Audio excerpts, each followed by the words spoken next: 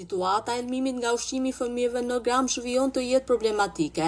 Gjatë javës në spitalin e Gramshit u paraqitën disa fëmijë me shqetësime gastrointestinale dhe temperaturë, ndërkaq Instituti i Shëndetit Publik ka konfirmuar se nga analizat e kryera ndaj 79 fëmijëve në kopshtin numër 1 në Gramsh, 17 prej tyre kanë rezultuar pozitiv me salmonellë. Rasti i lëmimit të fëmijëve ka çuar në një hetim të zgjeruar penal dhe epidemiologjik, i cili po drejtohet nga prokuroria e Elbasanit dhe përfshin disa institucione përkatëse.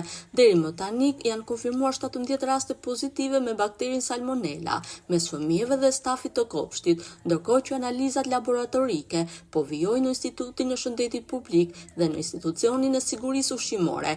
Aktualisht në qendër të hetimeve ndodhet edhe kompania Nelsa SHPK, e cila furnizon me ushqim këtë kopësht dhe institucione të tjera në disa qytete të vendit. Ndërkohë policia ka sekuestruar kartela klinike të 6 fëmijëve të shtruar në spital, ndërsa njësia vendore e kujdesit shëndetësor në Gramsh ka kërkuar vigjilencë të shtuar dhe bashkëpunim të ngushtë nga të gjitha qendrat shëndetësore për identifikimin dhe parandalimin e rasteve të tjera.